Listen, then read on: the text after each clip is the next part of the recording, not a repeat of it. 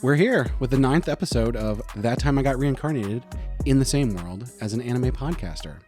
I'm your host, Isekai Sensei-sama, aka Brad. And as always, I'm joined in the Weeb Cabal by Kermit D. Grog, aka Andrew. Hello, Kermit D. Grog reporting from the Sound Cube, getting stronger every recording. And Bento Baggins, aka Ben. Yosashiburi. To all our loyal listeners, thanks for coming back. But if you haven't listened before, we've been watching anime and having conversations about anime and manga and the meta for a long time. So we decided to have those discussions in podcast format. Before we dive in, a few quick news items. Frieren Beyond Journey's End Volume 5 is out. So go buy it right now. It's so good. Do it. Do it. Chainsaw Man manga is back. Woo! We're 2 chapters in. We're really to the excited next part. for the anime also. Yeah. But that's not We gotta wait a couple related to months this. for that. Yeah. A couple months still. As of recording, we're two chapters into the next part, and it's still excellent. So, It's still Chainsaw Man. and be sure to check out our new series, Heroin Addiction. Ben and I review shoujo and josei manhwa, and we're having fun with that. Ben is totally addicted already. I'm addicted to the one. We'll see if the next one can drag me in. I think you're addicted to the idea because as do soon like as the we idea. recorded the first one, you immediately started reading the You second kept one. reading, and I'm like, read oh straight no. through it in a week. It's going to come to me next. There's maybe it's good, you know. I'm on the fence. Maybe it's all right. He is not on the fence, people. It's lies and not slander, but falsehoods, fakitudes. So as always, hit us up on social media and let us know what you think about all those different series and the podcast in general. We badly need validation and attention. Yeah. You're just going to come out and boldly say it?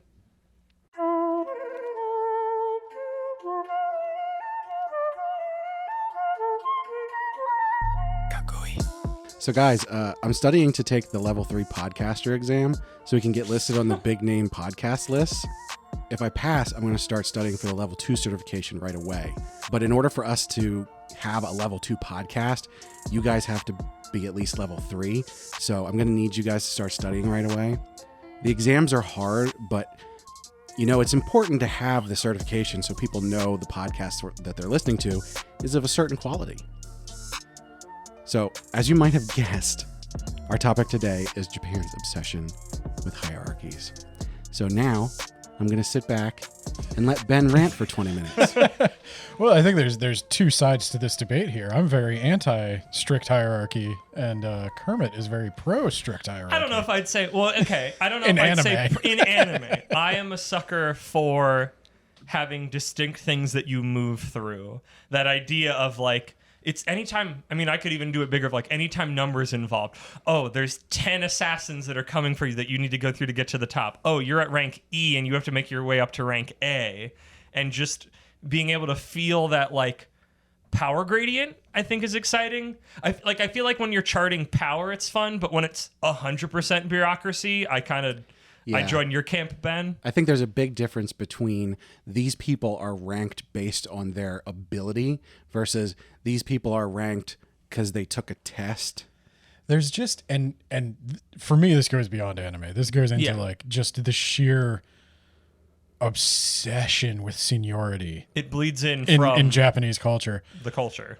And the one that jumps to my mind right away that I think is silly and is probably a real thing is Akane Banashi and the ranking to be able to perform in certain venues.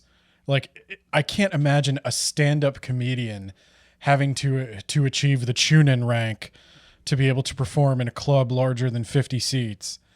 And when her dad doesn't pass the exam, oh, I guess I just can't do comedy anymore. I can't do it anymore. I don't have the blessing of the elders. So I will say... I don't have the little badge that says I can do it. We did talk about this a little bit when we talked about Akane Banashi. But if you don't remember that or weren't there for that, go back and listen. Yeah. The way that comedy works in America is you do sort of have ranks with an opener and a middle act and a headliner.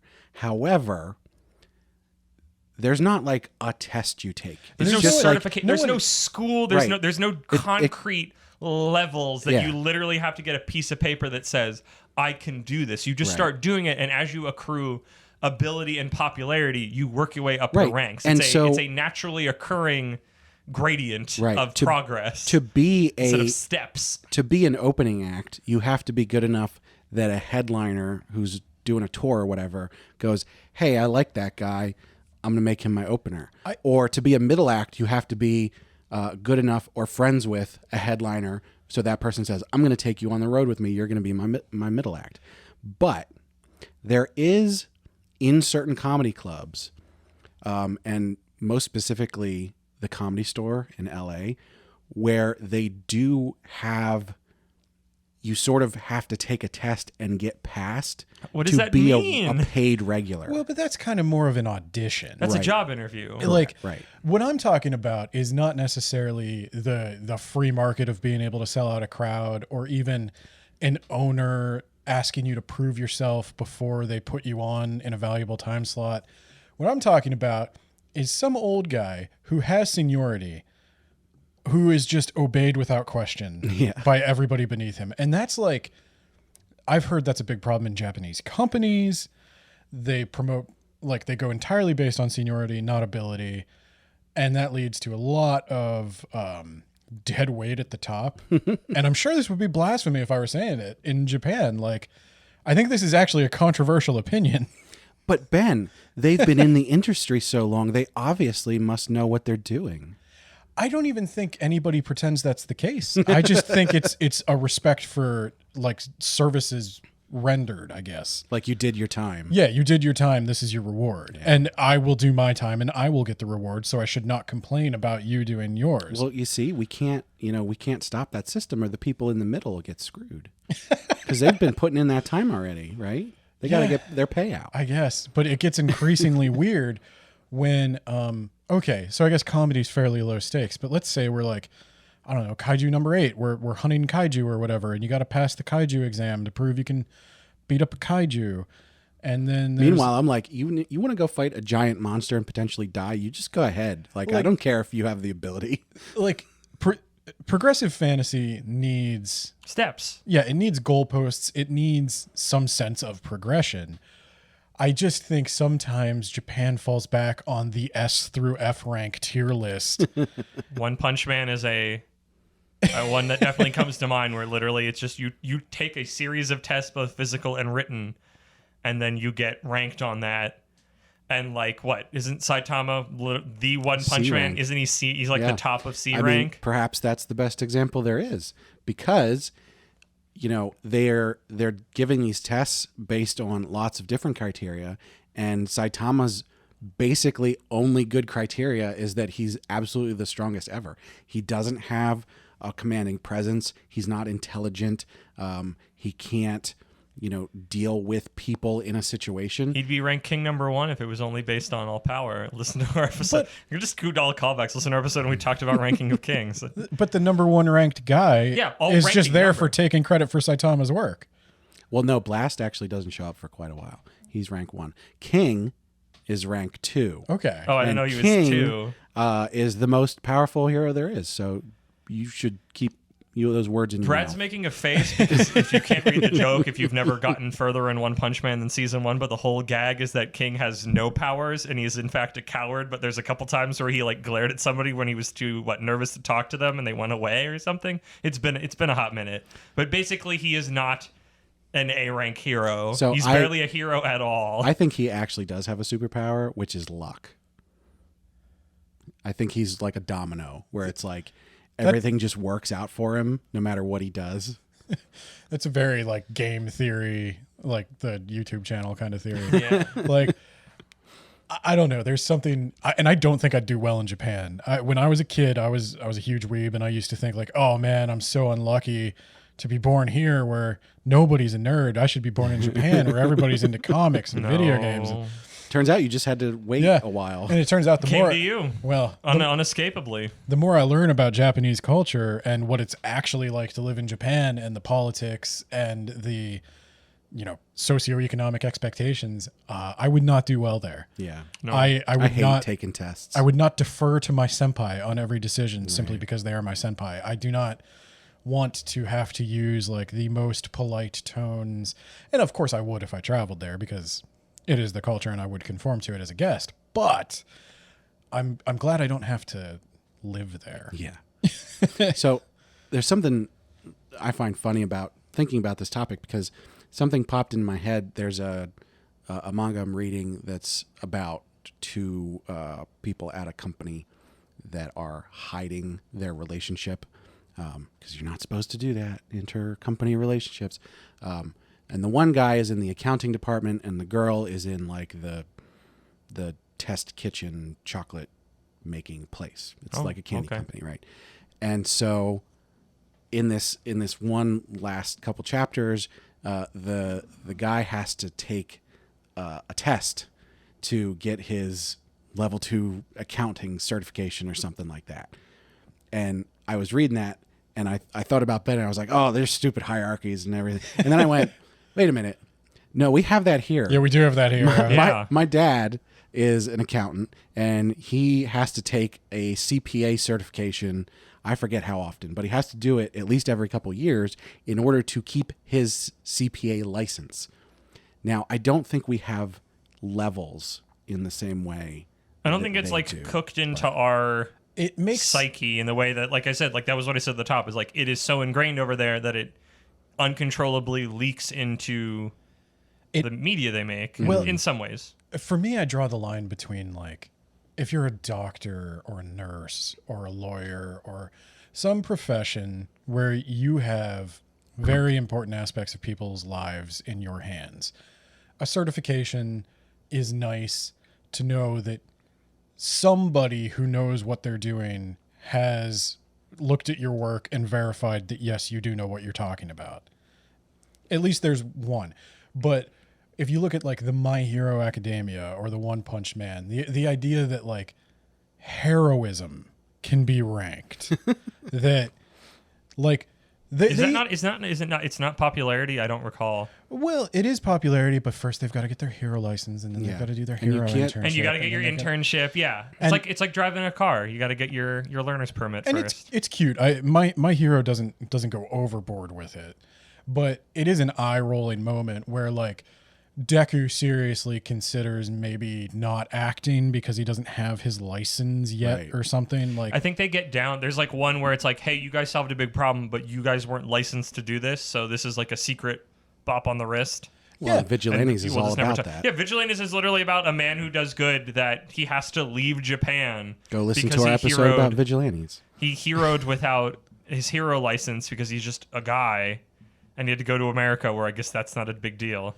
Well, the land of the vigilante. Nor should it be. The vigilante with a D. This is a rare moment of American patriotism for me, where I'm like, fire up. Look, it is directly at odds with the idea of heroism that you can...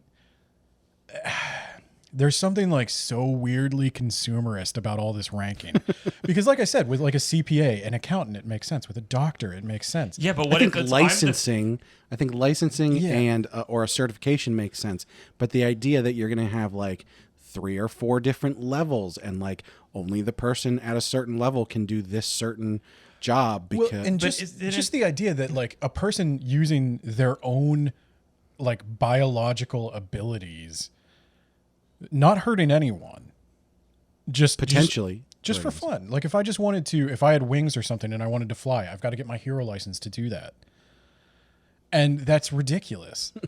I would not listen to that for a second. No one in America would listen to that for a second. Are we doing the Civil War conversation? I wanted to turn this back to be a little bit lighter, but if this is where we're headed, if we're getting into a Cap Iron Man situation between the two of us, Ben, I will be there. Maybe. See, here's the thing, because I'm totally on the side of the government needs to regulate superheroes. But I'm against the idea that we have to have some kind of like level system and like stuff like, because it's not like we don't have like different rankings of like driver's license. I mean, I guess heavier vehicles, but to like a normal driver. But that's more like a separate license. I would say it's more like you're not supposed to run in most places, but we do not license people to run. We just trust that Right. if you do something you're not supposed to, if you run where you're not supposed to run, somebody will check you on that. Although your example of flying is actually pretty bad, because if you were able to fly, you would probably have to get that cleared with the FAA. If I want to fly at a certain height, but I can jump 3 feet in the air and not get cleared by the FAA. I don't know. In most places. Well, and the guy in Vigilantes can just like scoot around. He's got all the powers of like a motorized scooter. They make a point that he is below eye level and will bump into people who aren't, if neither party is really paying attention. And that's a very low level version of what I understand. It's like, what if you could do that, but what if he was way faster? What if he broke somebody's leg while he was scooting around? And it's like that line of thinking that, I mean, he could still do that if he was licensed, but at least there was some extra level of like, At least he'd be insured. yeah, actually, yeah, Potentially. he's definitely not insured. I don't know Japan's insurance or fantasy Japan's insurance situation, but like that dude is barely making ends meet, living in a little thing at the top of a building. Those Man's people not in the insured. business course of the Hero Academy have to be doing something. Right. I feel like in America, the way that would work is like we already have laws that you shouldn't hurt other people. So like if he was scooting around and he hurt somebody else, he'd get in trouble because he hurt them, but they wouldn't like be like, you're not allowed to scoot around anymore. It would be like, Wouldn't they? Hey, I need to try harder to not hurt people when I'm scooting around. I'm not going to make this the gun control debate. When you drive around in your car, if you hit somebody, you get in trouble for hitting them. Yeah, and you lose your license, Well, don't you? sometimes. But the same thing. Eventually, you get it back. But Yeah, eventually he'd work off whatever his sentence was, quote unquote. here's a better example. If you're walking down the street in a city and you run into somebody and they get hurt, you will get in trouble. You might get arrested for battery or whatever. Or you're being conned. But you aren't then not able to walk anymore. Yeah, well, this is getting dangerously close to it's just like having Ben a gun was control saying. episode, and that is not what this podcast is about. Well, it's like what Ben was saying is that you are like that is the function of your body. Well, and I'm thinking of like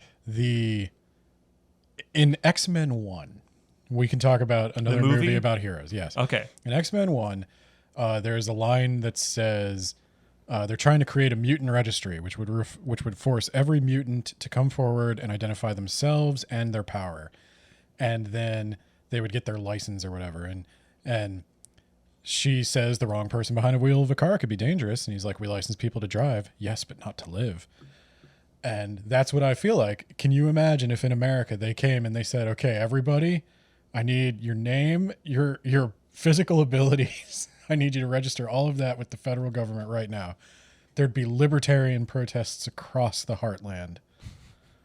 But we don't live in a This fantasy is- world. this is too This much. was supposed to, okay, let me get it back to, let's get a little bit more, let's take this back to storytelling. Why I think it works in storytelling, because before you were like, oh, if you're like a CPA and ranked or whatever, it's like, if you come into a business as a new accountant and you have to interact with the 5th best accountant of all the accountants at this place, this is the 5th strongest, best accountant in all of the land, and you go, man, this accountant's really incredible at their job and powerful.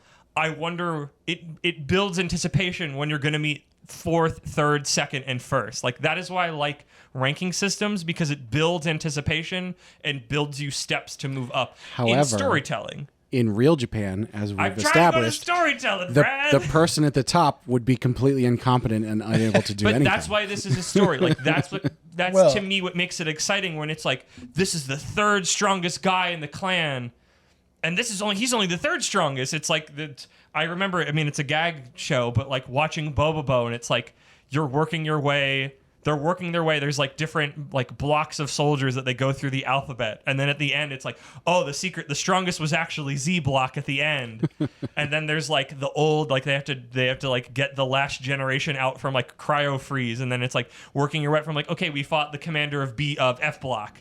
And then like seeing the guy from A block in the future, and you go, well, this fight was hard, but that guy's A block. He's the top for a reason. And it builds, at least for me, it builds this very clear, ordered anticipation for a more intense altercation, or like something, it's going to be more. You know, I'm being promised, by the structure of what it is, I'm being promised more down the line. I think if it was just in storytelling, you could give that a pass, because it is a good way to, like you said, you build the anticipation, You can set something up for like a clear goal. It can work well in a story.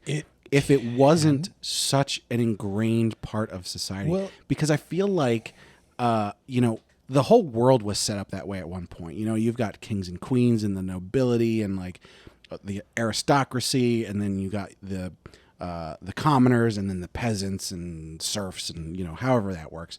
But like the rest of the world, for the most part, except in a few places like Japan, left that all behind.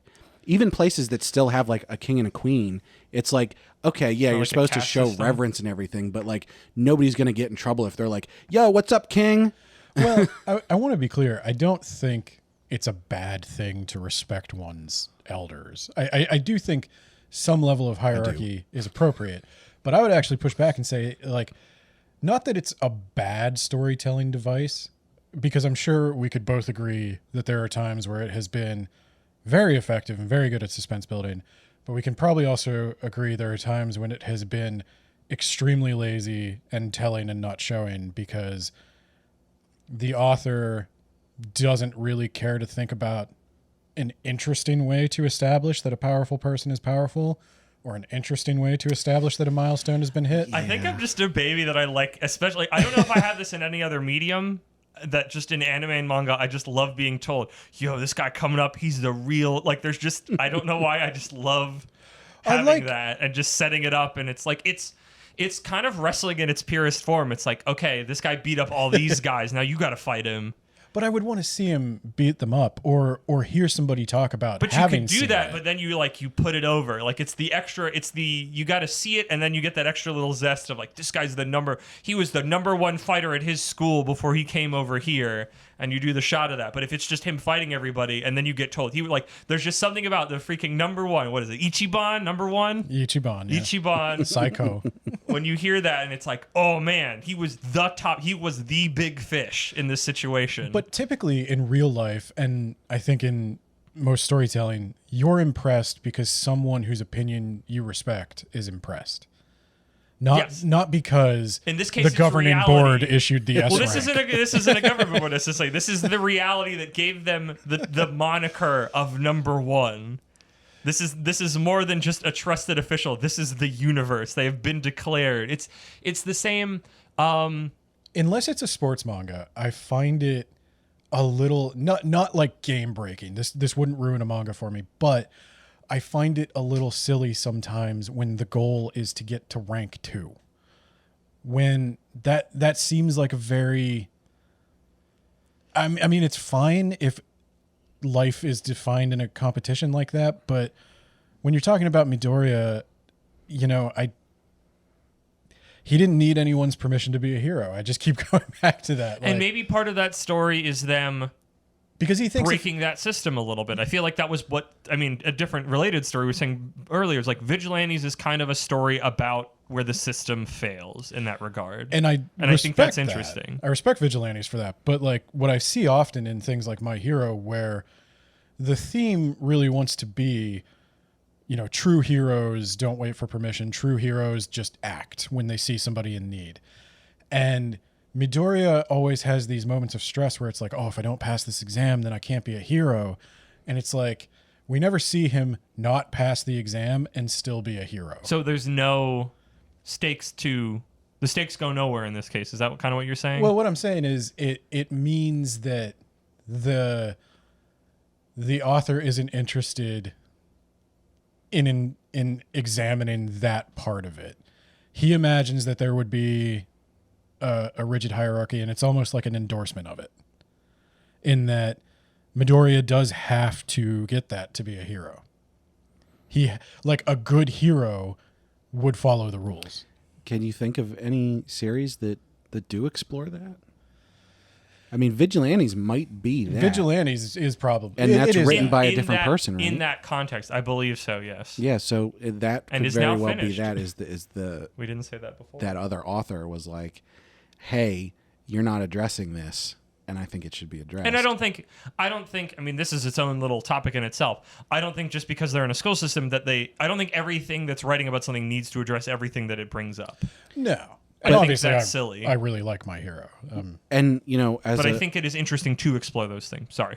as another example, Akane Banashi, like they're not questioning the ranking thing at all. Because it's been around forever. She's like, I'm going into this system and I'm going to like work my way to the top. I'm going to prove you wrong because it's important to prove you wrong because you're an elder whose opinion I need to change your mind. And that doesn't, that's not you don't The matter. system broke my dad, so I will go through the system. Right. I have to fix the The system. thing is, I don't think that's detrimental to the story. Akane Banashi is excellent. But it is an interesting thing to think about that they're not examining why this is a problem in the first place. No, and I think they... Although it's still early. It could be a cultural blind spot where they really do just think like that's the moral way to do it. Like if he did not get the approval of his seniors, he should stop. He would cross the line into being a morally bad person if he continued to try to perform Rakugo underground. Whereas in America, I think we would celebrate that. We like a rebel. We like a rebel. We like an underdog. We like somebody sticking it to the man to do their art. Unfortunately, I don't think we have any Japanese listeners, so they're not going to get this message. Well, If they're listening to this, they're good. I'm sure. Like I said, I'm not trying to change Japan. And if I'd been raised in Japan, maybe I would not think it's such a big deal. But that would annoy me to no end. If some old guy who I didn't even like or talk to that much all of a sudden told me my programming was crap, I'm not just going to quit my entire career. I'm just, and that has happened many times. That's the other thing in my life. Do you know how many times somebody... But the guy who said your programming was crap was not your university professor that gave you the degree that allowed you to get those jobs for those people to tell you that you were crap. Yeah, but I've had plenty of professors that didn't like me and stuff like that. True. It wouldn't stop me, and I think it shouldn't have stopped him. And that bothers me about Akane Banashi, and obviously it bothers Akane, and I like Akane's journey, but... And I think in that case, especially because everybody was like, why did he do that? It wasn't like, oh, obviously he's not good enough. It was a surprise to everyone. This doesn't make any sense. But you still have to listen. You can't go to a different school. Not one person encourages him to keep going. Right. No, it's just that's it's what over. I have a problem Well, his with. wife probably did. But. Well, but like his teacher who believed in him and took him all this way, this guy says no, and you're like, oh, well, you're dead to me. Right. I didn't want you to be dead to me, but that old guy spoke, so all my human emotions are overridden. Yeah. I think we set this up at the top that we're kind of at opposite ends of it in media. It's just like I will just take heed of just okay, here's the situation being presented to me. I will accept it as this is the situation, unless they want to poke at it. Like your viewpoint is valid. My brain is just like it loves the structure. It loves those things and a hierarchy to work up and concrete, goals and whatnot. And when they bake it into the story, like when there's a reasoning, when they explain the reasoning behind the ranking and the logic behind the tests, I think it means a lot more. And I think it gets you more immersed in the world if they can explain how this system came into existence and why it persists. I think it is a good storytelling device that shouldn't be just thrown out. But like with Isekai, I think sometimes it's just a shortcut to get to the fighty bits. We're not at that section. Or the part I want to... I'm not trying to segue into it, but I'm just saying, like, if I tell you somebody's S rank, I just told you they're the best. Well, with this whole like school and ranking system, like it's a storytelling thing to get a bunch of strong people together all at once. I was thinking like with that, like My Hero, Naruto, what we've seen at least at the beginning part of like Hunter x Hunter, where it's just like, here is a reason you have to get your hunter's license. Here's a reason to get a bunch of powerful people around to have situations with. Naruto... Like JoJo doesn't really have that. There is little to no hierarchy in JoJo things, true. and they kind of... It's got its own flavor to it, but there's never a moment where like, oh my gosh, there's a big stand fighting tournament. Like that never happens. They just kind of, there's the kind of built-in universe of it that they bump into each other, but there's no like, this is the number one stand user. It's like they build an end boss, but that's that's any Dio. storytelling. I think Naruto is an interesting example because you brought that up, and they do have that hierarchy that you have to take tests for, but because that structure is more militaristic, I think it makes more sense. Yeah, I think Because it's you have to get world those building. rankings to do particular missions of a particular level. Right. Except those are bunk because the first one they go on is way too high level for Right. them, but they do it anyways because it's an Well, anime. they didn't know it was too high level. They got That's lied what I'm to. saying. Well, and even My Hero, I think, puts it in like when they have to get their licensing test. There's multiple layers to the test, and it's not just about fighting. They have to rescue people. They have to make sure they're well taken care of, and they have to use some soft skills that maybe aren't emphasized in their course. And I think that's a good thing to make sure all heroes have. And I think that helps build out the world. I would maybe point to an example where I think it's done poorly in, again, mostly isekais, is maybe this will come up later in the episode. I've been watching Konosuba at the insistence of the group. And Yes. in Konosuba, they put their thumb on a thing and get told numerically how good they are. Or whatever. I forget how the test went. I already forget. But That's not important. somebody just punches a ticket and tells them like, yep, you have a stat score of 45, and that means you can be anything in this world you want to be. You have a 12. Storytelling. I think we come back to my love of progressive fantasy. It's just like if I could have a number that I could see go up, that I'm jogging every morning, besides my like mile time going down, that I could like actively level it up, and that would stick with me.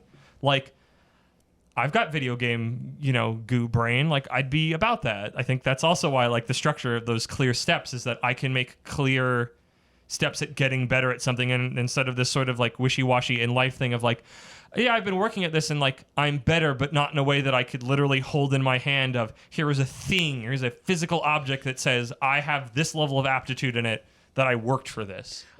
And my brain likes that a lot, I guess, and that extends to storytelling.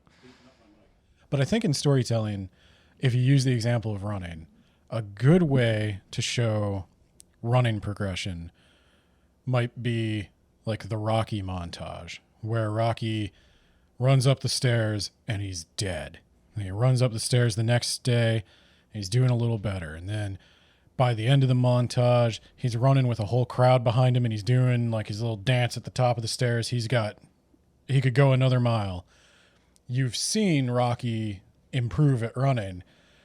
It would be less emotionally impactful if Rocky went for the same animation, and then at the end you saw a number, and then a bigger number, and then a bigger number, which is what I feel like happens some of the time. Not in everything.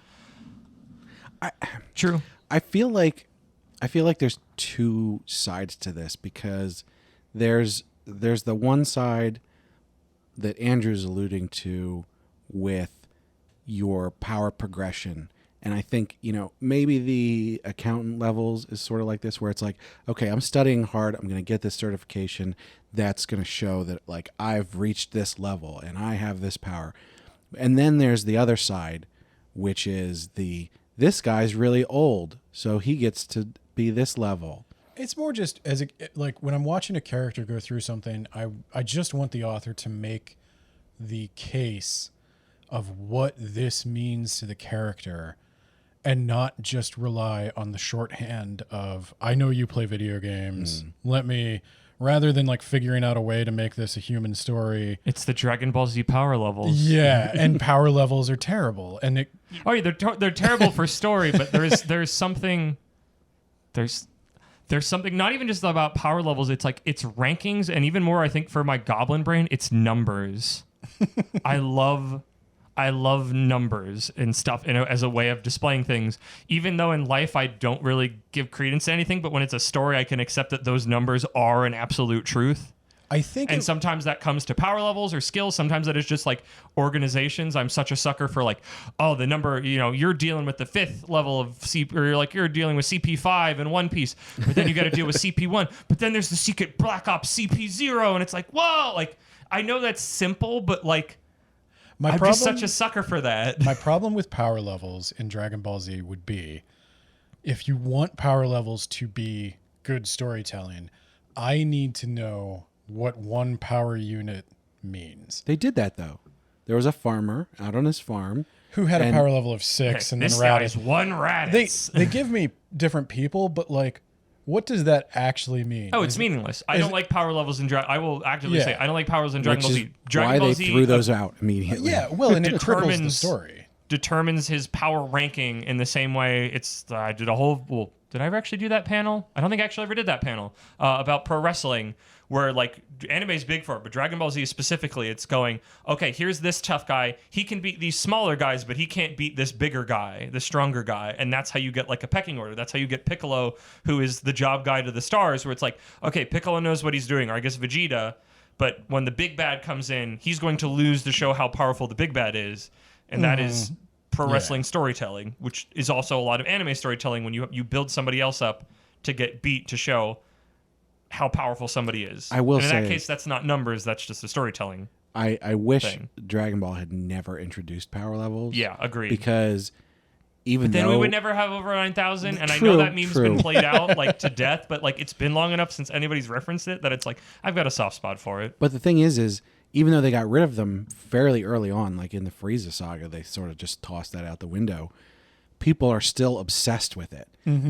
You can go online and find, there's YouTube videos they do this. There's articles everywhere where they're like, okay, what actually is Goku Kaioken times 2 Super Saiyan God Blue? What is his actual power What level? was Jackie Chun's power level? Well- what was Bacterian's power level? I want to know the dumb ones. The early that are ones silly. that makes more sense Well, they didn't have because power you're like, levels then. We didn't even have. because you can sort of go, it's going to be 67 or 120, right? But like I when love you just the human ones when you compared to get- where it goes later. right when you get past the Frieza levels of stuff, it's like, okay, They're this just power making big level numbers. is 255 trillion 800, and it's like, what are you doing? This doesn't mean anything storytelling wise. I'm a huge Dragon Ball fan. I was raised on Dragon Ball. I learned how to draw like Akira Toriyama. I wrote my own little Dragon Ball fanfic comics. I have no idea what it means to be Kaioken times whatever, because he learns the Kaioken off screen. The Kaioken times 2, is that like twice as hard on his body? What's happening to his body? Yep. How is the Kaioken does he just say Kaioken times whatever, or is he doing something? He's like I always just took it that he was essentially like turning up his own internal burners. So it's like, I'm stronger, but this is more taxing to use. Whether that actually plays out in the story, I don't know. Well, I why guess doesn't- not. But why like, I doesn't thought he that was the just- idea. Why doesn't he just use that constantly? Because when Saiyans get more damage, they become more powerful. Yeah, but then he would be knocked out. He wouldn't be able to use it all the No, time. but He like would in run training, out. he should just use it constantly. Yes, correct. You're poking a plot hole through Dragon Ball Z, a thing that people have been poking holes in. Okay, Akira for Toriyama, decades. if you're listening, you need to retcon this. That man didn't even take part in the Spirit Bomb and He doesn't even freaking remember Boo in 5 minutes. He's not going to talk to us. So, like, He's even alive.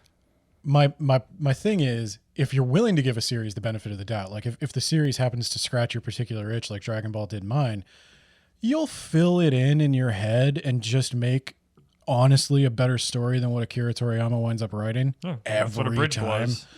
And it will but if you're not willing to give it the benefit of the doubt, that's just where you're going to shut it off. It's like, this is meaningless. And I can totally see why a whole generation of kids, I've watched this fight play out in the comments sections of many a thread of kids who are like, Naruto's better than Dragon Ball Z.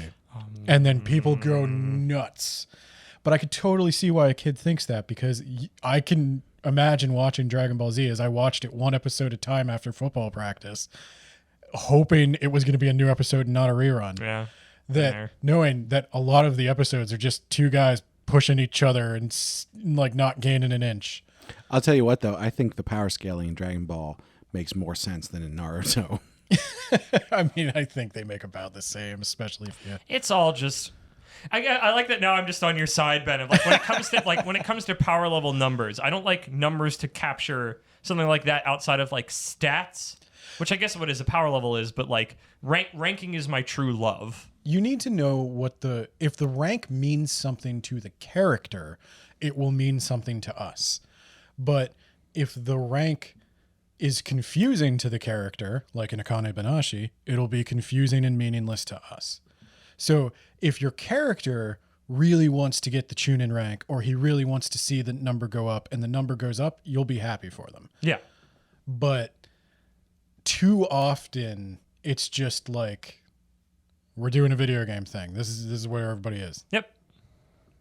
All right. Ben, Sometimes it's lazy. Sometimes I'm in for it. Sometimes I'm not. There's my really clear. Well, and I definitive agree with statement. that. We've come to a consensus. We've come to a consensus. Dragon Ball Z power levels are stupid. Yes. That's what we can agree on. A piece has been found, Brad.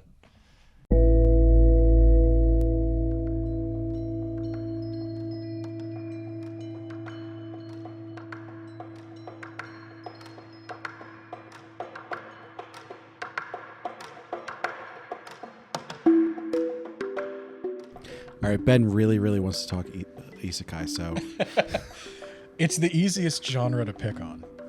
well, It does everything wrong. I think, we alluded to this already. The whole point with isekai in the first place is you get to shortcut into your story. You don't have to explain everything that's going on because it's easy. Oh, you know about video game systems, RPGs. Oh, you know about Japanese stuff. Well, this character knows Japanese stuff, and they're going to introduce some stuff into this world. Well, guess what? Every single isekai world has nobility. And, they have an adventurers guild. And the adventurers guild, they get ranked from sometimes E, sometimes F, up to A and S rank. And sometimes there's SS or triple S. And it's like, okay, this is all easy because we do the same thing in every story. Mm-hmm. So we'll just bypass all of this, and now we can get to the actual story. But every like skipped step is a missed opportunity for character growth. That's not what you're here for, Ben. You're here for apparently. So you're already where you end. This is a power fantasy. Or for so character literally development. just getting, So you're want, just eating dessert. There's no meal. There's no appetizer. There's no salad. There's not even a main course. You are just eating dessert. So what you're saying is you want some character progression for your isekai protagonist who is thrust into this world as the most powerful person in this world immediately. I like Faraway Paladin because I know what his power means to him. I know what he had to do. I know he attaches, when he uses his super powerful magic, he remembers his grandfather. When he uses his healing powers, he remembers his mother. When he uses his combat skills, he remembers his father. Yeah, that we got to be there for. We got to see this growth. The only benefit he had was that he could remember. He was like fully conscious even when he was a baby because he was reborn into it. So that let him he got to use his more adult brain growing up and could pick up. But because we were there for that journey, it was meaningful. Yeah. Stay tuned for our Faraway Paladin episode. I don't mind that he's all powerful as long as He isn't even. He's not. Well, Not even yeah. close. He's, He like has to Faraway struggle Paladin constantly. is not a. Yeah, it's not is a an typical. isekai, but it is not the like stereotypical one I think we're ragging on in this video game style. But there is video gaminess to that where you go in the dungeon. He goes in the dungeon and he fights a bunch of skeletons, and then he fights a super skeleton, and it drops a cool spear, but he has to take it back to the mage to get it. Whatever the word is. I think if you don't, And like that's a video game thing. Exactly. I've done that in a video game. if you don't do anything to develop your character, you just drop them in and they're already all powerful. That, it works for comedy a lot. And I think that's where most of the isekais, It works for escapism. I don't even know if it works for escapism. You're talking Ben. to Professor Isekai Sensei-sama. For me. Ben, There you go. There you it go. works Exactly. for There you go. escapism. But like with the manhwa ones, where Fiona Green is all powerful. I have no idea how many people are going to get that reference. I don't know how widespread these things are. Well, I don't that even episode get it. didn't come out yet. So Yeah. Oh, jeez. But that's the next one. That So, explains why even I don't know. You'll hear more about it later, but she's an all-powerful mage. You could pretty much, there's limits on her power, but she's pretty much top tier. But that has in most of the manhwa like this, that just has the standard medieval aristocracy stuff. yeah, and they took their shortcuts, but they built the drama around her friendships and interactions with other people. Right. Yeah, there's no mage rankings. Yeah. They just go, holy crap, look what she can do. She's the most powerful. What's they like don't Frieren go, is oh, Frieren we're has going to that. give, yeah. But Well, Frieren is one. there is a test. There is a test. That's what they're going to now. But at least in what's out in book form in America. But like that's one where it's here is a rote fantasy world, and then we're actually just going to kind of take time and explore it step by step instead of just 100% hand waving it. But it is very like, here's this kingdom, and the demons are coming from, like, it's literally like there's so many times you see that we have to fight the Demon King, and the Demon King has their officers or whatever they are, and it's all it's very structured. And I've never cared about. And it's the most hand wavy of anything. I could care less what Frieren's magic rank is, Yeah, and I think 100%. Frieren could care less what Frieren's magic rank is, and Yeah. that's where I know what it means to Frieren. Absolutely nothing. And that's why it's going to be funny to watch her breeze through it and frustrate all the people to whom it means you quite guys a bit. are in for such a treat. I think is that the next book? But it's also going to be they're about funny. to get there last time. Sorry, I'm The way they made it, the way they set it up is it's going to be Frieren versus her little student, and that's going to be interesting to watch. I mean, Frieren isn't an isekai, but it's in an isekai-y world because Yeah. it's a very rote. I wish I had another word that was like, this is besides just saying, the very stereotypical rote fantasy world they all seemingly take It's place just in. trope template fantasy. But That- like but in a that's shorter form, like we could just say isekai that captures that idea, like it captures ideas. We've established this time and time again, but the best isekai are ones that they get you in. They sometimes use the same tropes and everything, but they move along and get into an interesting story that's beyond that. And I think, I just have to keep coming back to that. The when you do those adventure rankings, F to S, or when you do the aristocracy, it's a count and a marquis and a duke and the prince and the king and all that. What you're doing is you're just giving the reader a shortcut and saying, you don't need to worry about all this. You already understand how all these work, and we're going to move up. They're banking on you coming in, which I feel like is a reasonable thing to bank on, that you already have emotional connection context to these ideas from other things you have consumed. I don't think that's I think there's something to that, because it was like, well, why don't they just actually set it up in story to give you a reason? It's like, well, no, they know that you've done this dance before, so they're just going to go, you've done this dance, do the steps again, remember the steps.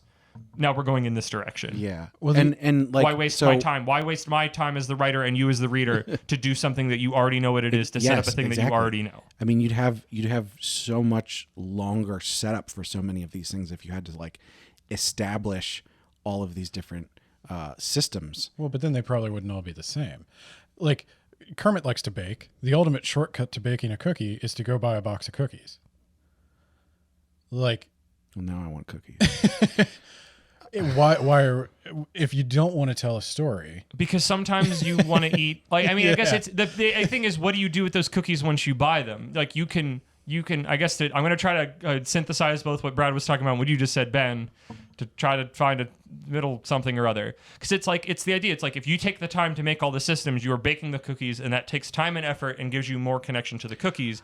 But then you can, if I've baked cookies and then buy them. you could buy the dough. But Okay. is it like, Shortcut. what am I Right. doing No, with so- the cookies? Am I just eating them, or am I sharing them with people? Like, it's that, I feel like that's the next step of what Brad's describing, where it's like, you already know the process of baking cookies. Here's the bag of cookies. Now we're going to go use these to make something else, or we're going to go do something else with that I actually idea. think there's a little bit deeper here. So what you can do is you can say, okay, so your standard trashy isekai is you go to the store, you buy a box of cookies from Nabisco, right? Yeah. You shovel those in your mouth. Not the chessmen. You know what?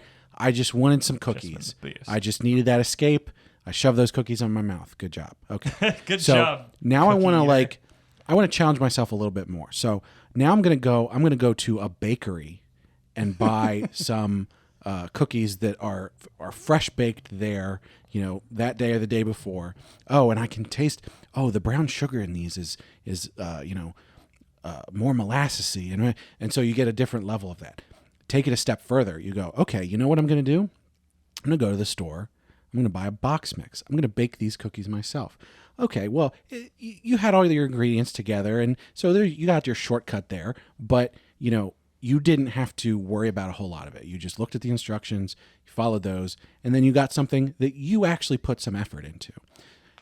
Go a step further, and I think the best isekai, because you are still having that shortcut, is you've bought a box mix of cookies and you've added chopped up apricots and walnuts, and you put your own thing into it.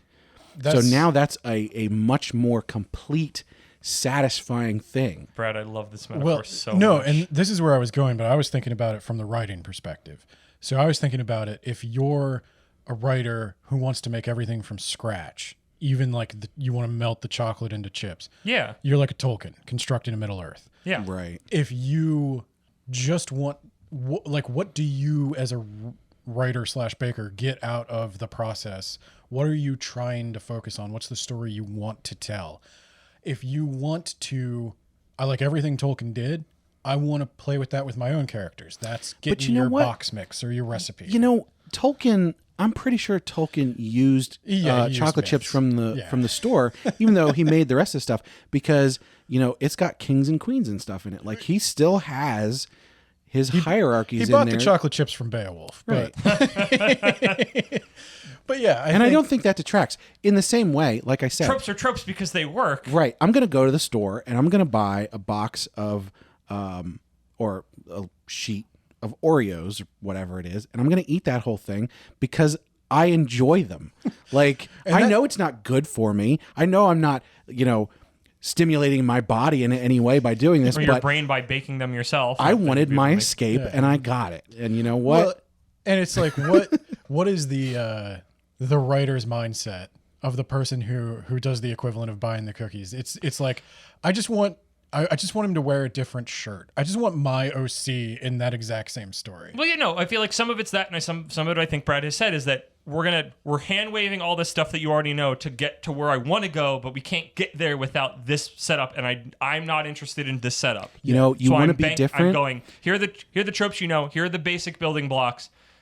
We need this, but I'm not interested in this part. But I need this to build the thing to tell the story that I want to tell. Whether that works out well or not, I don't know. I'm not Professor Isekai Sensei-sama, but that's my feeling on it. And what he is describing is that it's a lot of just, you've done this before to actually get where we want to go or tell the flavor of this version of the story that I want to tell. That's the thing, though, is I can go to the store and I can stand in that cookie aisle and I can go, okay, there are 14 different flavors of Oreos.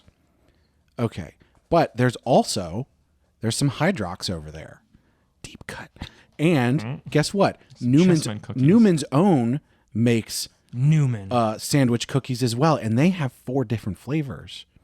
And so I can get a variety of things that are basically the exact same thing. Leave a comment if you made it through this episode without getting a cookie. I have cookies. So I don't... Those things existing... I don't mind that they exist. It's there for a reason. Maybe not all of them. You know, maybe the off-brand, you know, the store brand of Oreos doesn't need to exist. But someone is consuming that and enjoying it, and good for them. Oh, I don't mind that. And it that person is exists. me. To this day, I will talk about my love for the My Immortal Harry Potter fanfic where a goth girl goes to Hogwarts and has a weird polyamorous relationship with Draco and Harry. That sounds like just she talked went about to, this That on- sounds like I she talk went to about the it all the bakery time. and got some pre-made dough, and then just threw some weird stuff in it anyways. So some of it was already pre-baked and pre-prepped, but some Why of does it was this not. cookie taste like weed? Oh. This This I think metaphor keeps having- giving. I'm loving it. I think isekais having those structures in place to have a shortcut allows the genre, or you know, the fantasy genre, to be more prolific. You wouldn't have as much choice in your fantasy stories if you didn't have those shortcuts that the authors could take, because not every author can be a Tolkien who writes a language before he writes a book.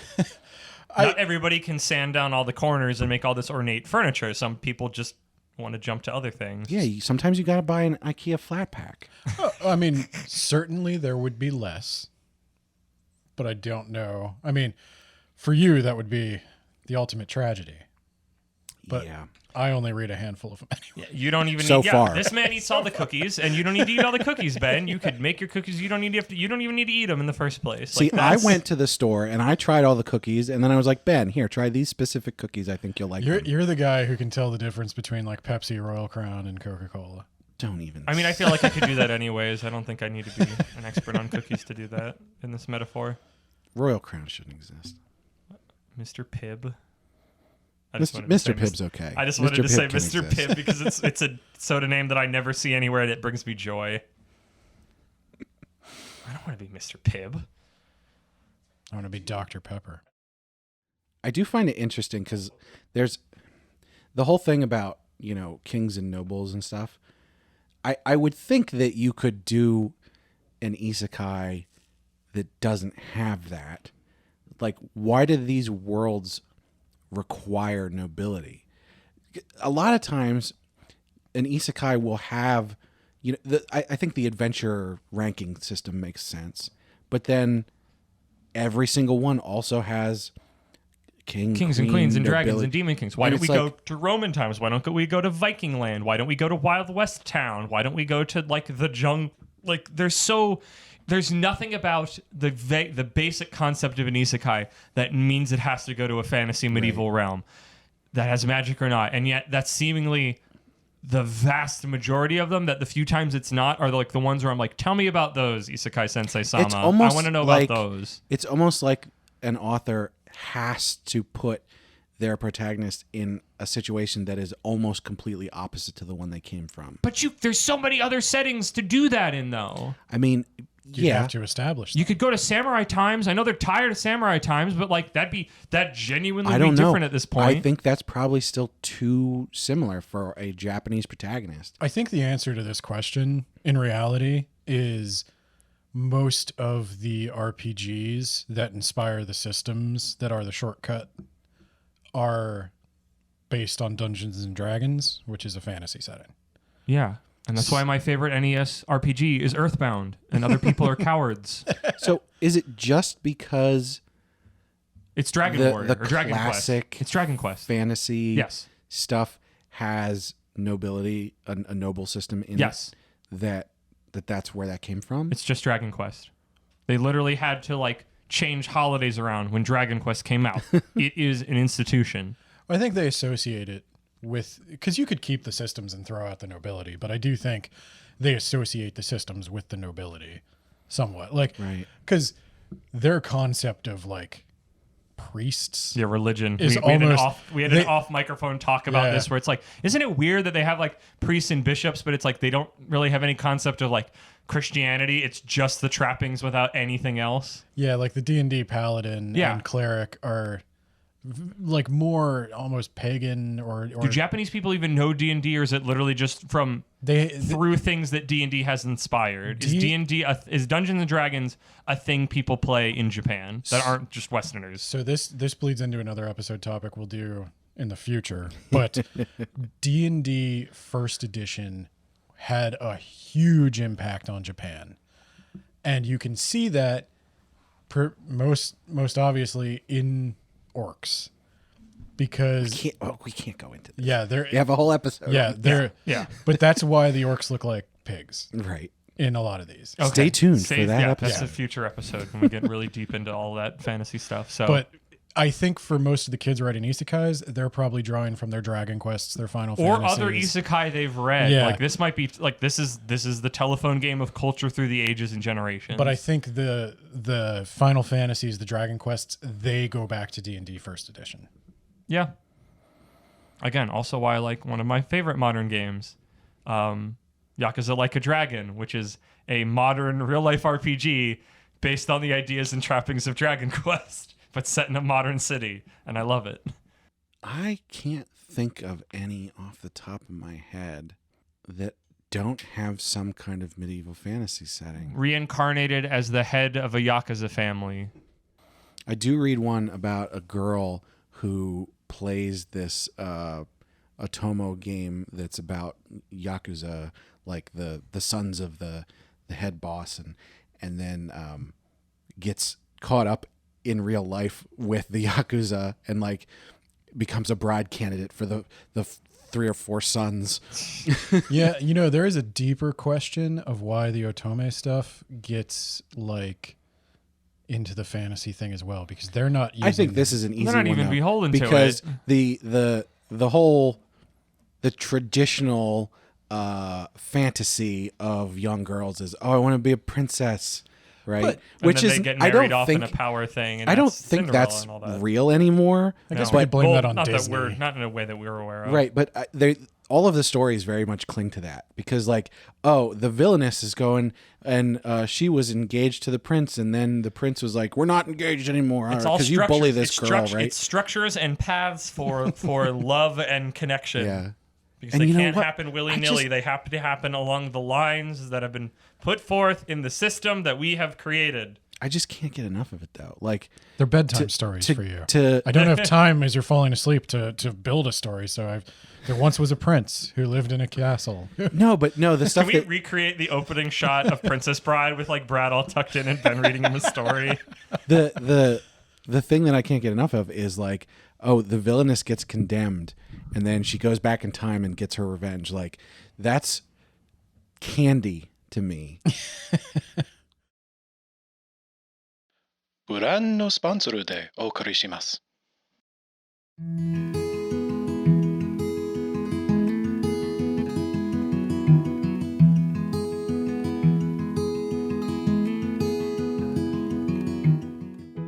We've all been there. One minute, you're a modern woman, obsessed with a romance novel. The next minute, you're inside the novel. You know how the novel is supposed to end. You know that you've been reincarnated as the villainess. And you know that your best chance for survival is to quietly fade into the background.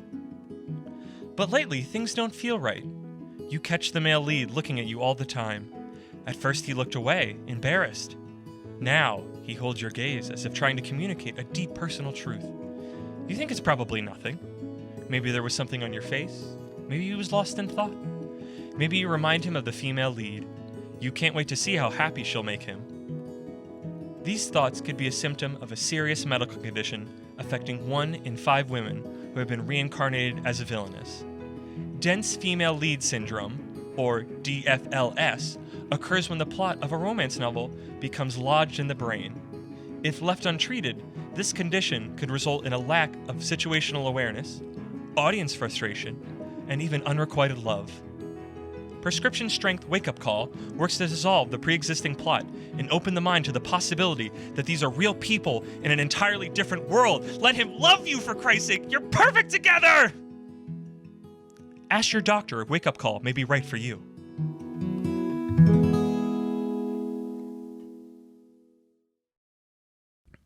So thanks to our sponsor this time. We really appreciate those sponsorships, so hopefully we can keep getting those. Yeah. Andrew, I hear some paper. Did we get another? Yeah, we got another letter from Truxan in the mailbag. All right, would you do us the honors? I'm curious how this one is going to go, because remember the last time, like, some of it was redacted before it got here, and that was really and spooky. I said, please don't send us confidential information. I really hope there's nothing redacted in this one. I hope he listened. I don't know. Like I said, I don't read these really ahead of time. I just saw that from the last time, so we're kind of delving into this at the same time. You don't see anything redacted there? No, this one actually looks clean. Okay, good. Okay. The organization hasn't got their hands on it. Oh, I'm sure they did. I don't think there's it. anything suspect in here. Well, I mean, I guess I don't know. We'll have to read it then. So, okay, let me get the voice on. I'm walking here. Sorry, that's my activation word. Dear that time I got reincarnated in the same world as an anime podcaster host, Brad, Ben, and Kermit. Here it is, my third letter, the magic number, some would say. I apologize for the redactions last letter. Seems that the organization has caught wind of both my letters and your podcast. But I'm sure nothing dangerous or life-threatening will come of it. I mean, we're just a Zaibatsu, hell-bent on killing lonely weirdos, usually through the sacred art form of vehicular manslaughter. Not sure why you would think a shadowy cabal like that would jump to extreme measures, dealing with things they don't like, but I digress. Today, I wanted to tell you about my early days on the job. I haven't always been a truckson, you know. I used to be on the body disposal unit. Just because their spirit goes on to another world doesn't mean their physical body does too. Someone has to clean up the cup ramen-filled guts and other nerd viscera from the streets and train tracks of Tokyo. See, these are the shortcuts I don't want them to take anymore. Shh, they're listening. I mean, sometimes you just find somebody in the middle of their journey. I feel like that's where we found truckson here. I had to work my way up through the ranks. They don't just give anyone a truckson license to drive, or kill for that matter. You should have seen me at my driving exam, taking place in a death game style competition against the other would-be drivers, all vying for the coveted cushy seat of that hunk of steel we call the Reaper Mobile. I'm not particularly sure why we all needed to be put in such danger just to have the chance at one of the safest jobs in Japan, but I'm not the boss, and I don't decide the rules. Management really doesn't like it when I ask questions of them. Really, any curiosity in general is frowned upon. I'm vying for a promotion to that goddess that gives you your Isekai powers position in a few years, and don't want to screw that up. Who knows? Maybe your favorite truck-son will be a Kami-san after a while. A man can dream. Your favorite driver, truck-son. I need a picture of Goddess Trucksan. Can we get some fan art of that, please? We just need. Well, I don't even know if we want art of truck-son drawn. I don't know if that would. That well, would I mean, violate nobody knows what he actually looks Sure, like. I guess so they could make it up, and I'm sure wherever it gets put up, he'll be able to see it. Well, so thanks, Truxon, for that. Thank you for not giving out any confidential information. We do not want to be visited by the organization. I feel like it's 100% confirmed now that they're listening to the podcast and checking these letters. Oh, certainly. But I will say it is interesting. I mean, as we know, I have some foreknowledge of this, but that even in an organization like that, we have to deal with hierarchies.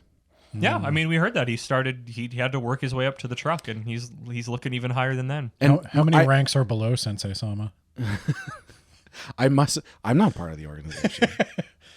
Well, then we're It's all a hierarchy that he doesn't know about. Hey, I'm American. I give myself that title. I'm an American. no one's more American than Truckson. Truckson's the most. Well, I don't know what he was. He got redacted. Well, whatever Could he be. was, I don't know. I'm assuming. he went to Japan, and so he has to deal with that. I will say, We just know he's not Japanese, and he's in Japan now. and I just got to be very clear about this. I think it's great that the organization has hierarchies and levels. That's a very good thing. Yes, we can make exceptions for the organization.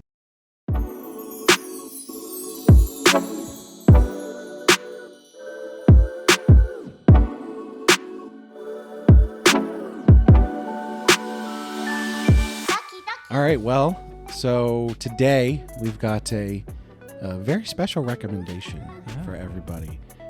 This is a series we've been reading for quite a while now. A couple years now, I think. I want to say it's one of the first ones that we all started reading together. Yes, when we got into reading what was going on in Jump. Yeah.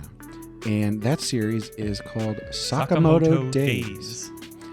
So Sakamoto Days follows an ex-assassin who was basically the best assassin in Japan. He was the Ichiban, And I think. he retired and opened up a convenience He store. retired to marry the woman that he loved because she was like, Right. I don't want you doing this anymore. So we catch up with him many years later. He has a, I think 8-year-old daughter or something like that, maybe younger. But, he's living a happy life with his daughter and his wife running this convenience store.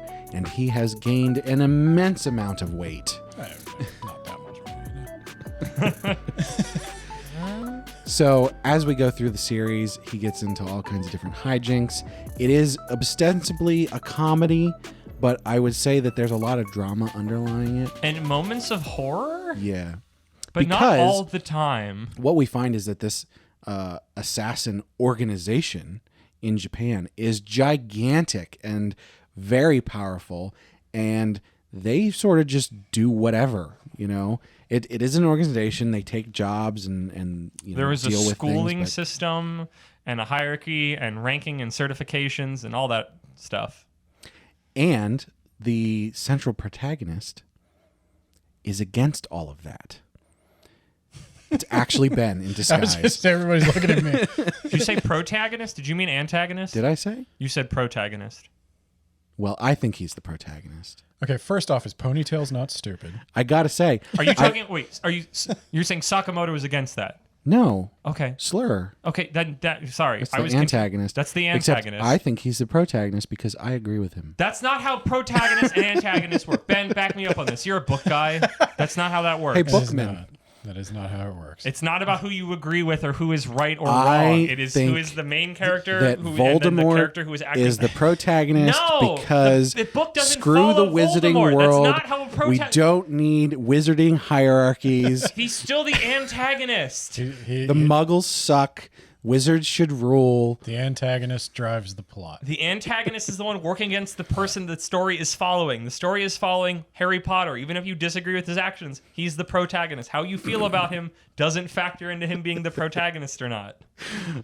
Jesus, Brad. I thought you were Professor Isekai Sensei-sama. It's not an isekai. Clearly, it doesn't extend anywhere outside of Take some of these free samples of Wake Up Call we got. get it together. Why does this taste like strawberries?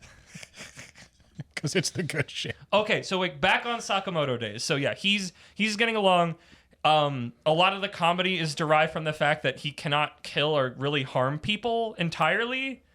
So like, he you get a lot hurts of people plenty. Oh, he hurts people. But It's his very wife Batman-ish is like, in you that can't way. kill anyone else. You can't kill anybody, but you And get he him loves like her, so he using like listens. simple everyday things to just wreck dudes, and there's a certain joy in that. It reminds me of one of the things that I love about The Punisher, where it's just one man just with his expertise clowning a bunch of other people. I mean, in The Punisher's case, he's murdering them, but in this case, it's like I can remember him like being on a bus and having to fight a bunch of dudes on a bus, or getting into other situations, and A lot of the fun derives from the fact that very early on he picks up what we would potentially call a protege.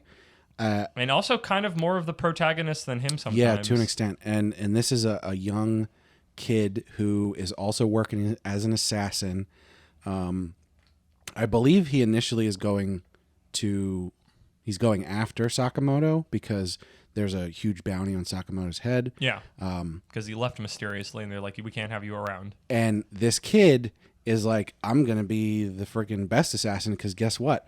I'm a telepath. I can hear people's thoughts, so I can like predict people's movements and all this stuff. And he's very good, but he goes up against Sakamoto, who just absolutely schools him, and then is like, hey, I like you. Let's keep doing this. And he starts working at the convenience store. Yeah, there's a bunch of stories that do the we fight and become friends, but just in its look and how it goes about things, it reminds me a lot of like original Dragon Ball. Yeah, It's both fighty and goofy. It's very Toriyama in his comedy days. Yeah. Yeah, but it feels fresh. It feels like a throwback, but it doesn't feel like it's aged. Yeah. If that makes sense. I don't One know of how the to put it things exactly. that it does really well that I like, because I'm almost never really that big on the art of any one series. I'm much more about the story, and really bad art can take me out of it, but for the most part I don't care.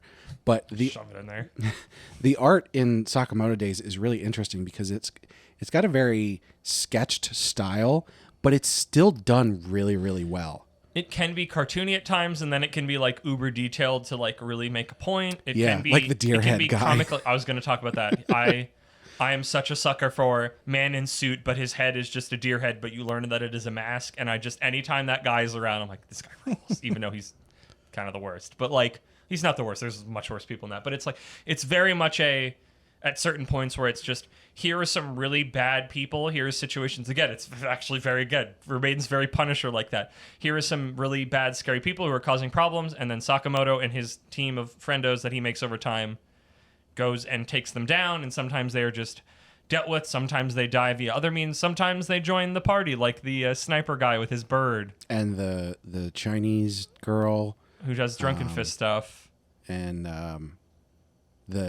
her bodyguard thing from the Chinese mafia that she was in. He's like we haven't been paying Native attention to her as American or much. I something. don't remember. But it's very but he goes away pretty quick. It kind of like it grows, and it's interesting, and it has different, like, it's interesting to go like, there are 4 major serial killers just roving around the town that him and the other people from the organization have to find and take out.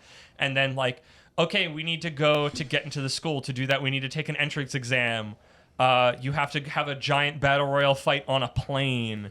And there's like a man who wants to make movies out of everything, who's like one of the like, and it is both wacky and violent. Like it's very all over the place, but it just works. There was a character recently who I hope we get to see again, who was like, oh, here's one of the guys that like got to skip the first part of the exam and brought in.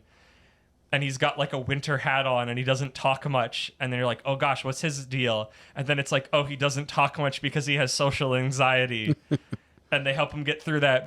But from that, he's like a really good listener. And it was like, wow, this was like kind of actually like done in a way that was kind of relatable. And it was just like reading his thoughts, like, oh, you can read my, like, I don't know. It's funny. It's action packed. It is heartwarming at times. It is scary and like violent, unexpectedly violent at times, but in a way that it just is kind of one cohesive piece. It works really well. I think it's very well executed. And so just to jump back real quick, I touched briefly on the antagonist, who's named Slur. That's the organization, I believe. I think the organization is called Slur, is it not? Maybe. I forget his name then. Anyway, so he was one of Sakamoto's classmates back in the day. And I think there was like 4 or 5 of them that were like close to each other.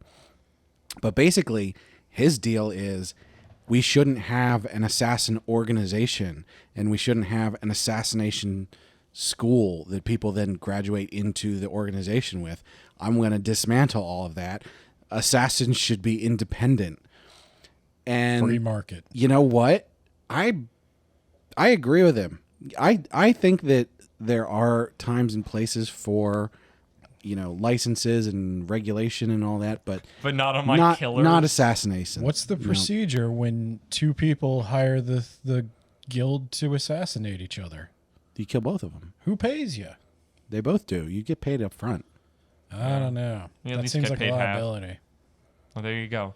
I think there'd be divided loyalties. I have a confession. I haven't read nearly as much of Sakamoto Days. You fell behind on this, but you've been busy with other things. But I will say I think my wife has been pushing me to catch up on Sakamoto Days. She got into it. Yeah, and it hasn't really like taken off fully yet, but it's been running for a couple years now, which means it's survived multiple Shonen Jump reapings, and I would say as somebody who's pretty much caught up to it, it's still doing really well. I believe the physical was it Tokobans? Is that what they're called? Tankobans. Tankoban. I think like the second one just came out. Like I forget that some of these ones we've been reading for a while haven't been coming out in book form, which like that's a whole episode to try to figure out what determines that. Because like Spy Family has less chapters than Sakamoto Days, but like almost all of it is out in book form.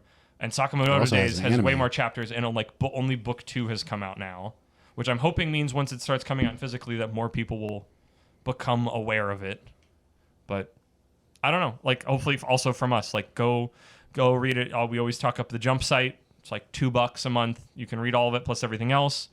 If you're into buying physical manga, go out to your bookstore, go buy it there. Like it's a good time, and it only gets better as it finds more and more of its rhythm. But yeah, and it does a really good job. It's nice and tight. Each chapter gives you something. You're generally not like, oh, that was just a filler chapter. Let's move on.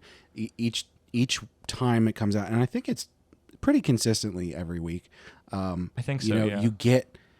You get a piece you will that is satisfying. Be given a bunch of weirdos, which as I think we've already discussed. The one thing anime and manga gives me is just a cavalcade of weirdos. The lady who has a briefcase that is just like a giant circular saw that she swings around, she's pretty awesome. Sorry, you go, Ben. No, I was going to say I have a question. Maybe this is a question that would help the listeners because I am not as caught up as you guys.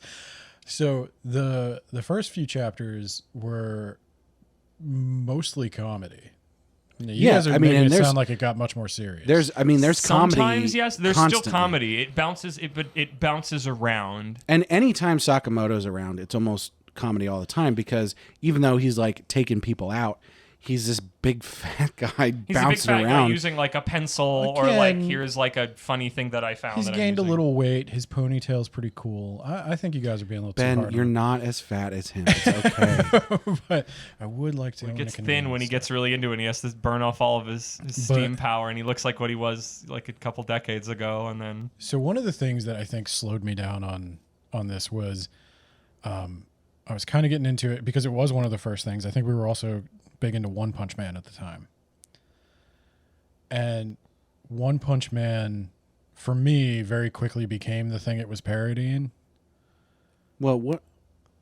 You guys didn't read the One Punch Man manga, though. no, but we watched- saw I mean, season the 2 anime. where Oh, it yeah, became, right, where right, we right. experienced it becoming Yes. the thing that's tearing. We talked about that. Does that happen with Sakamoto No. Days? No, I would never say Sakamoto Days is fully a parody, even Yeah, in I the think way that that's One the Punch important Man thing. is. Because One it's Punch a genuine Man, take on what it's doing. Yeah, especially early One Punch Man, wears the fact that it's a parody on its sleeve. Maybe more like a Mob Psycho with the psychics kind of thing, where it's funny, but it's doing its own thing. Sakamoto too. Days, feel I like would that's- say, is funnier than Mob. But I feel like that's the closest. That's a closer thing to point it to Yeah, because it it's not definitely like is. full blown like a Chainsaw Man or something. Like it's not that far. It definitely is. It does a balance where, so maybe comparing it on its comedy side to like Spy Family, it's not as much of a comedy as Spy Family. Because it has moments of like again genuine horror when you have a bunch of serial Right. killers going on, and one of them is literally just I squish people down into cubes, and the like genuine disgust and horror that comes from that. And you're like, wow, I really want to see Sakamoto or somebody else beat this guy. This is really upsetting. Right. Okay. But And, like yeah, they balance. I don't. there are genuine moments of comedy that make you laugh out loud Or as just you're reading. strange, like strangeness, absurdity, but yeah, also like So would you say it's like an action comedy more than like Chainsaw Man? Chainsaw Man's funny, but like There are man, moments, that is but like it's, yeah. it's definitely. No. I would call a it. side I would thing. call it an action comedy with sometimes with horror elements horror. I don't even know or like gore. horror. Just It's really hard to place it. Gore, yeah. Because I don't even know that there's enough comedy to have comedy in the genre. when so I think there are gags enough. But there's but enough not that full on, you like Toriyama level. you get those bits of comedy and you go, oh, that's Like there's the gag that they always do where it's because the one guy can read minds. He will read Sakamoto's mind, and you'll see a panel where Sakamoto is just killing him. And you're like, oh my gosh, Sakamoto killed somebody or beat him up. And then it's just that he is reading Sakamoto's mind. And admittedly, Yeah. that's in like the very beginning when they're not on like the best bro terms. But well, and I was gonna say one of the panels that sticks out in my mind as being especially well drawn is when he deflects a bullet with a gumball. I love that. So, like stuff like that's great. Like I got the impression that it was just mostly a gag manga when I read the first. I want to say like 3 chapters. The first 2 chapters are really long. Like no, all because the jump thing ones is, are. Picks up I then. can see how you would get that impression, but the action is real action. It's not gag action. Well, I Even mean, if it's well goofy done, things are yeah. happening in Yeah. it. But it's a goofy, maybe writing a goofy choreography. Yeah, there's definitely points of that, especially Maybe like an old Jackie Chan movie has kind of goofy. especially choreography. Sakamoto himself when he's doing stuff. But as we're getting into later chapters, you see less of him fighting directly, and you see, you follow the telekinetic kid, you see other people doing fights and stuff, and they're just much more violent and visceral. It's the strangeness of we're on a plane and people are dying, and then when the plane breaks, we have to the one girl who seemed unconfident the whole time, even though she's on a thing to become an assassin, helps sew everybody's clothes together to make a parachute to get to the ground. And then the guy is And like, it's like, a good germaphobe, job. and he's like, I don't want to touch anybody, even though I'm murdering people. Like it's a part, like it's very. And then the girl who's like shows up and she's like, I'm the biggest Sakamoto, Sakamoto fan. fan. And look, he's skinny and hot and he's the best assassin ever. And then she meets him and she's like, oh, I'm not the biggest Sakamoto fan. I've been a fake this Again, whole that's really time. rude of her. I don't think that's really what we're It's supposed okay, to Ben. do. You're okay, Ben. It's okay. But no. so that's interesting because I mean, I remember sort of hearing this about it and thinking, oh, it's doing a One Punch Man. No. But my wife and you guys seem to be suggesting otherwise. It's not a parody, even if it is funny at times. It is still like that's why it feels like a throwback. It's doing It's doing Yeah. things that I've seen before, It's but like it's just how- doing them in a so- fresher way. If it's a parody, it's a deep cover parody. So like how Dragon Ball slowly went from like being like very humorous, very much a gag in that like first summoning of the dragon, then he gets into the Red Ribbon Army stuff. And it's, Yeah, you could probably. I would you could continue like to it say into that's it. very apt because it's like you do your first couple adventures, and then like once Slur shows up and that art, like you get that art style shift with him because he's like a very like detailed. I don't know enough about art, but he's like very like scratchy and not smooth lines and stuff like that. Right. Well, because yeah. what I remember is Sakamoto, to go back to the Toriyama thing, he has a lot of like round edges. Like Yeah. he's a literally a softer character, meaning he's Ben, more friendly. He's and big and fat. He's not his round corners. He's a symbolize big, fat his man softening both emotionally and whose professionally. Belly is like a bowl full of jelly. No, it's symbolism. You know I'm fatter than you, right? Jeez, just gotta put it out there on the airwaves. Yeah, it's symbolism, but you don't have the ponytail. Who's got you there? No, I will have to go home. I know I owe you guys many manga chapters at this point of many Yeah. things. But How far are you in Faraway Paladin? No, none of that. None of we don't How need far- to keep. I how don't need far to, away we, am I? don't- I? We don't need help. Freaking Ben's got enough that he needs to read on top of other thing we keep telling him to read and things to read for the podcast. But all that said, like, I would genuinely suggest to read Sakamoto's Days. Is it like the most immaculate thing like Spy Family is? No, but like I've consistently had a good time with it for the years I've been reading it, and I'm always excited every week when I there's a would new say chapter. it's in my top 15. I was going to say that's actually pretty high for you because you read You thousands. read a lot. Where is it in your personal Shonen Jump ranking Oh, Okay, so on Shonen Jump, I read of currently running Shonen Jump series? One Punch Man, Mashal, which we haven't talked about yet. Okay, Sakamoto Days, Chainsaw Man's back. Spy Family. Spy Family. Spy Family's number one for everything forever. What else? It's different flavor. Like this is the thing I always come back to with Spy Family, and when I say tangle it's with that and Chainsaw 3 Man or is like 4. it's its own flavor, and I want to eat all the flavors. Out of the 7 or 8 that I read on there. Would you say it's like a must read on Shonen Jump? Yes. I yes. would say it's a hidden If- gem. I don't think I've seen anybody but us talk about. If you are going to get a subscription on Viz for any other series, also read Sakamoto Days. yeah, It's it is worth 100% worth your time. I would say it's worth the $250 on its own. Yep. But maybe not for Because everybody. there's like 70 some chapters now. Yeah. I think that it can stand on its own, but there's so many good series on there at this point that you should definitely be reading like 4 or 5 at least. Yeah, I know I am. I'm keeping up with Akane and My Hero. That and was Spy I missed a Family. con. I Akane, can't I believe know. I missed a con.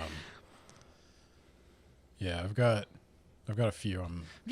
Anytime we talk about the series, we'll shill. They're not even paying us, but I will shill it to the end of days because it's such a good freaking. I would have killed for Akane- this when I was a kid. Exactly. Yeah. I don't have Akane's to my keep number buying- 2. I don't have to go to the bookstore to either read there. I don't have to keep buying them because I I don't don't have to have go to shelf the- space for all them. I can just read it digitally. I can give it some cash. Like I don't have to go to the Suncoast Video I don't have to pay in my mall $10 a month. next I don't to even the have to pay $5 a Auntie month. Anne's pretzel. Okay, so ranking real quick. Spy Family, Akane, Chainsaw Man, Sakamoto Days. Okay. Yeah, So- that's some statement. Okay. And then Mashal.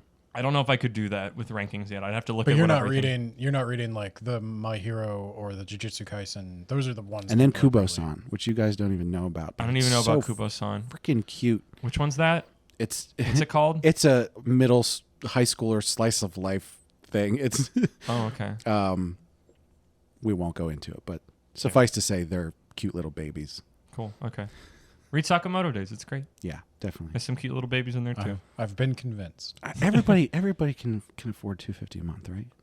I'll pay For all it. that content? I've told my friend I'd give him my login. And he said, if you do that, you'll never see me again. And he's like, I can't do it. And I'm like, okay, but you should still do it. And you know what? You can read the first couple chapters for free. And the latest ones And the for free. latest So if ones you for get free. on a series that has just started, you could just keep up with it for or free the whole you time. could pay $250 for 1 month and catch up with all Yeah, these series. That's what I was going to do in a when I month. was catching up And on One then- Piece, and then I just kept doing Kids, take your parents' credit card. They'll think it's an ATM surcharge. They're Yeah. not even going to notice. You know what?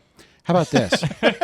If you can't afford it, the first 5 people who contact me. Oh, yeah, no. I will, yes. I will get I will you mail a subscription. you. I'll say 3 months. I'll do 3 months subscription for you. The first 5 easy. people. Contact me.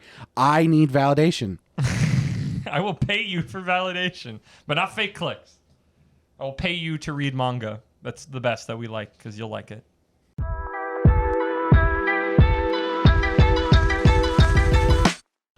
Well, that'll do it for episode 9.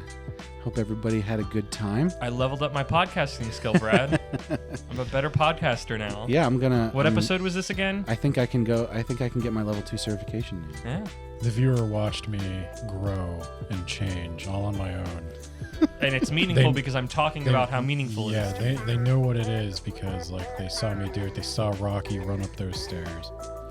Well, like I said, you guys need to start studying for your level 2 certification or level 3 certification. Does it So- is it a 1 rank situation or goes is there 3, like 2, a 1, 0 or yeah. an S above that? So you guys are currently unranked. Only amateurs. God may judge me. We are merely Ronin at this moment. We are podcasters who serve no master. We serve the, God, the doesn't that make greater it sound good. cooler though? Bento the podcasting Ronin. He does Bam. have those swords. There you go. I knew you'd be super Bam. about that. Well, anyway, thanks for listening. We'd like you to do all of the social media things, the subscribes and follows and comments and likes and all that fun stuff. You can do that on your podcast platform of choice, or you can visit our website, animepodcasterreincarnation.com. That has a lot of fun additional content out there. Ben does reviews of manga from time to time. I think it's been a while since we've had a new Shonen Jump manga, so And, maybe I feel like we're due one. You would be able to find show notes out there if we had any. If we ever do, that's where they'll be. You can also hit me up on Twitter. I'm at Isekai Sensei.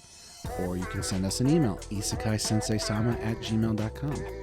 We also have a YouTube channel. That time I got reincarnated as an anime podcaster. And we simul-release our podcast up there in stereo.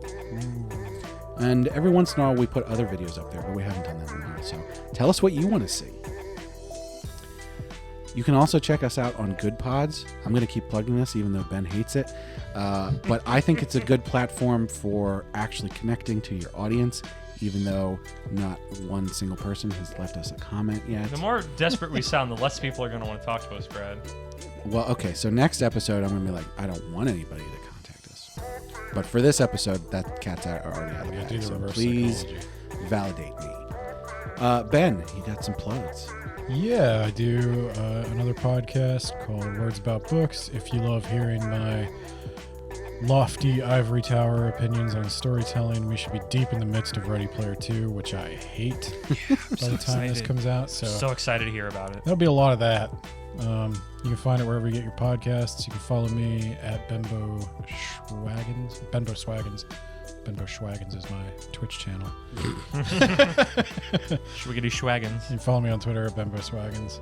You can also find me writing on the aforementioned blog. Cool. Andrew, you have to at least plug your Twitter. No, do I have to? Yes. You can find me on this very podcast every month. I have a good time doing it, even though I sound miserable right now. You can find me at my Twitter that I never look at Kermit D Grog, because I like One Piece. So you should definitely contact Andrew on Twitter and tell him that you want more episodes of Ramble Rousers. Tell me how to find the One Piece. Ah, shoot. I lost. I need to watch the One Piece Kabuki show that happened. I can only find trailers. I literally can't find it anywhere online, and it's driving me insane. I know there's video of it, because they said they released it as a video. I want to watch the One Piece Kabuki. The trailers look incredible. Well, once again, everyone who listened, thank you so much for listening. We really appreciate those downloads. We'd like to see those numbers go up. And as I said, we want to hear from you. So, and I'll never say that again. I only want to see the numbers go up if there's a deep Don't person talk to. named. We gotta change our tactics, Brad. You gotta go. Don't talk to us. I refuse. I bet you can't comment. I don't even want you to comment, Babaka. I bet you don't have the grapes to comment. Come on. I bet we wouldn't even read your comment if you wrote it. Yeah. Well, that'll do it for us. So I want you all to remember, if you wake up in another world, don't piss off the nobles.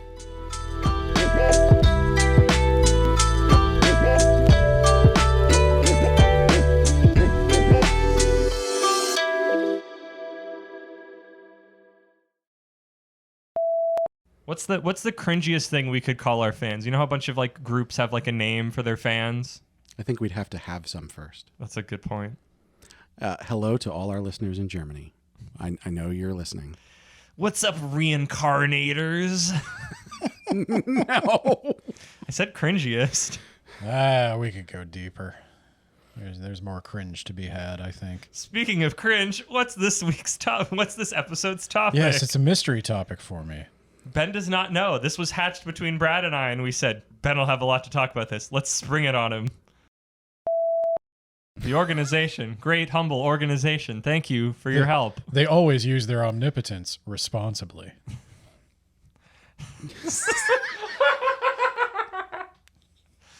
Oh, God, cut that. We don't want them to hear that. Cut that, Brad. This is going on too long. Brad, put us out of our misery. It's hot. There's condensation on the bubble.